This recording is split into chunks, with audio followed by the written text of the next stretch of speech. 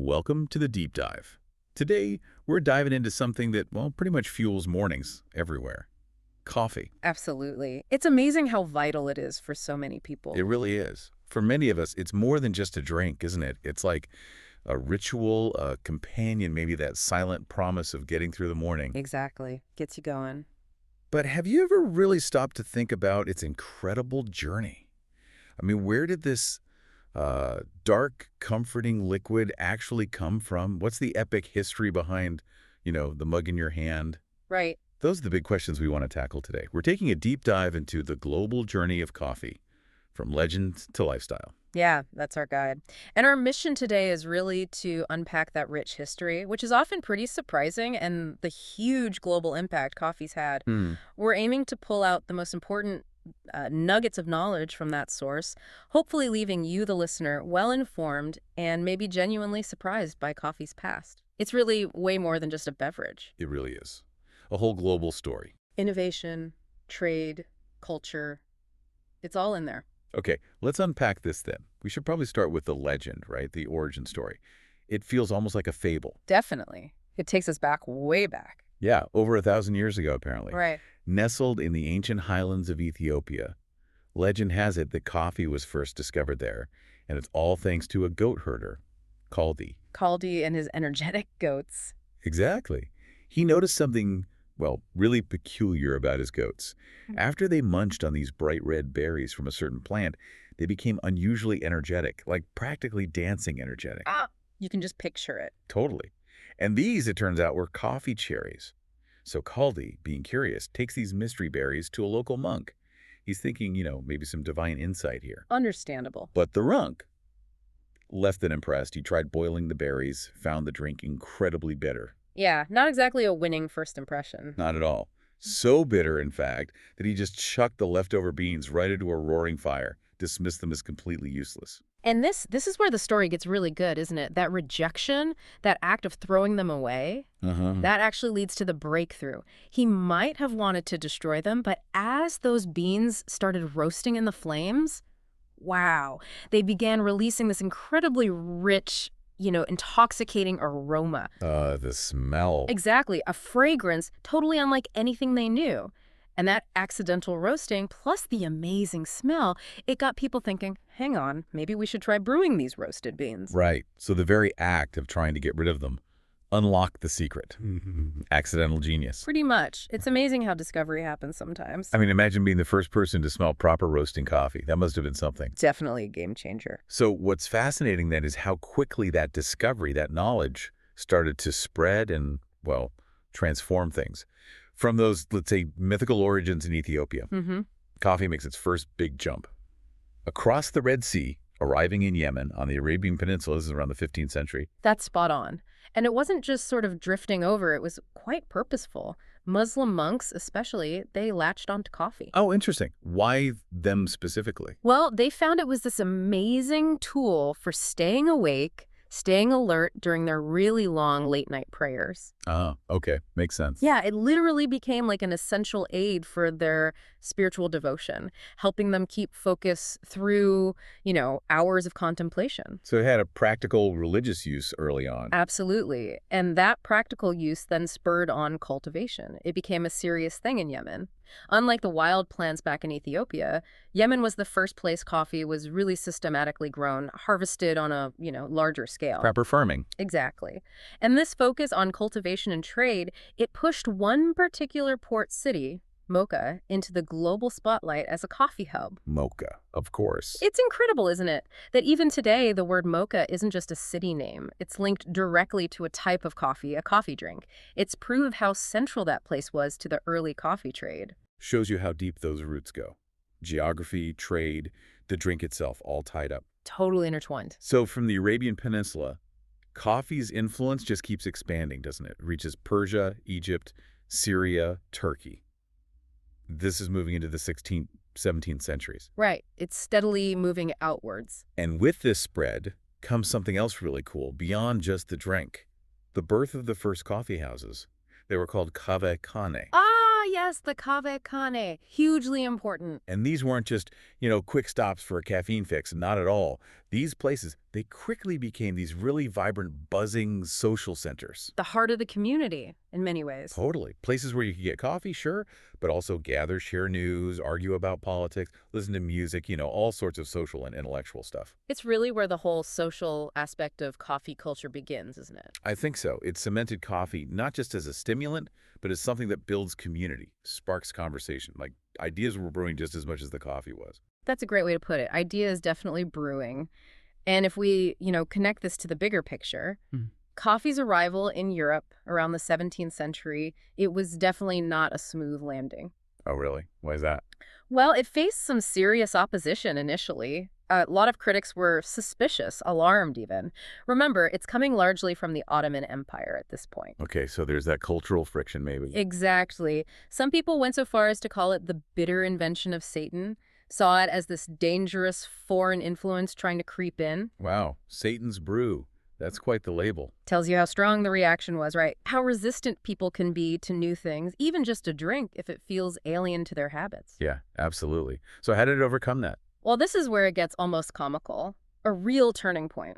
Pope Clement VIII, he was getting all this pressure to ban this controversial new drink. Right. But before making a decision, he decides, okay, I need to taste this stuff myself. Brave man.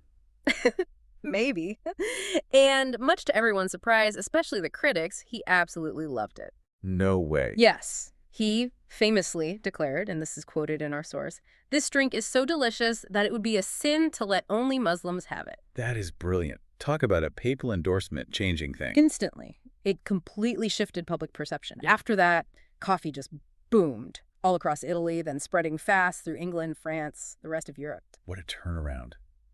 From devil drink to papal approved. Yeah. So once it got that legitimacy in Europe, how did the coffee houses there compare to the kaffeekanne? Did they just copy the model? That's a really good question. They definitely developed their own kind of character, especially in England. Okay. So European coffee houses, they quickly became more than just drinking spots. They turned into these vital meeting places for thinkers, philosophers, writers, the intellectual crowd. Right. Hubs for ideas. Genuine incubators, really, fostering all those Enlightenment-era discussions. And in England, they even got this fantastic nickname, penny universities. Penny universities. I love that. Why? Because the idea was, for just 1 penny, which was the price of a cup of coffee back then, you could basically buy entry into this hub of intellectual chat. Wow. Yeah, you'd gain knowledge just from listening to the lively, often really deep discussions happening all around you. Sometimes they even had lectures or debates right there. So it really democratized access to information in a way. Absolutely. It shows coffee's role in pushing forward that intellectual exchange.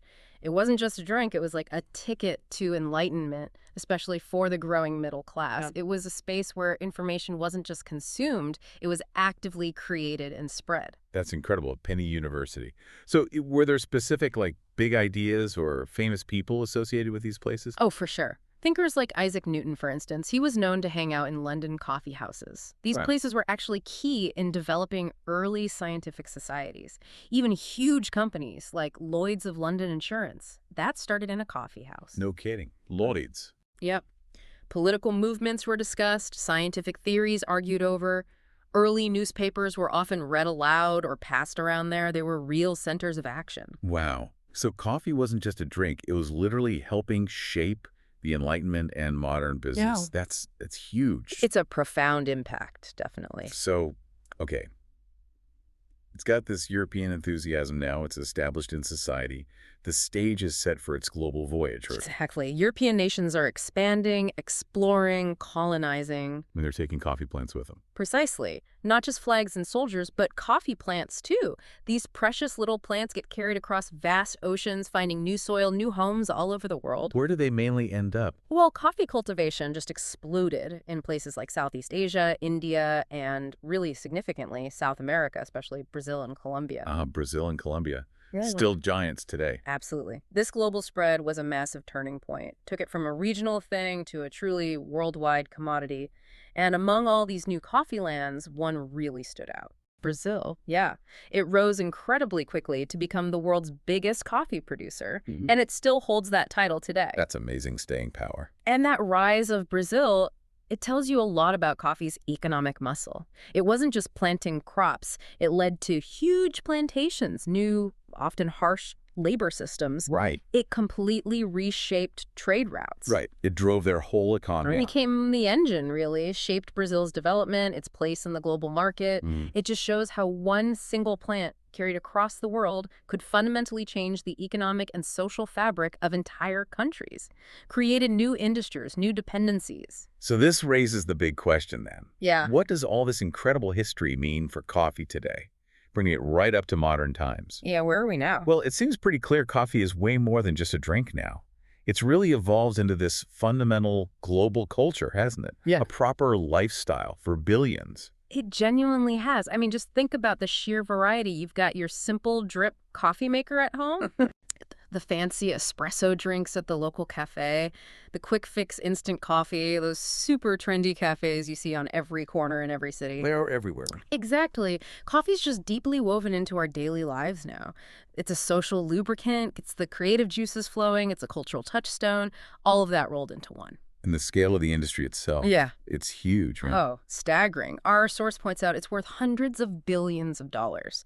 It's one of the most vital exports for so many countries around the world. Supporting whole economies. Absolutely. Sustaining economies, fostering communities, and yeah, kicking off mornings for pretty much everyone on the planet. This whole journey from that curious berry the goats found to this absolute giant of global commerce and culture. It's just incredible. Shows how resilient and adaptable it's been. It really is a remarkable story. So when you reflect on that whole incredible journey, you know, from a humble red berry in Ethiopia to being a tool for monks in the Arab world, sparking debates in Europe, and now this global force. It's just full of these aha moments, these big cultural shifts. It really shows how something that seems so simple, like a cup of coffee, can have such a deep, complex history, influencing everything from religion to economics to, well, how we socialize. Yeah, the fabric of society, as you said earlier.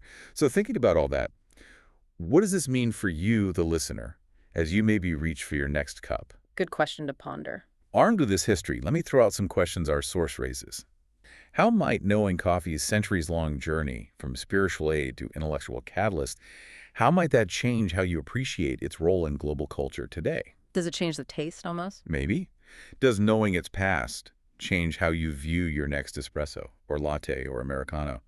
Which, by the way, the source asks, which type do you think is best? A whole other debate. Let's not get started on that one now. Right.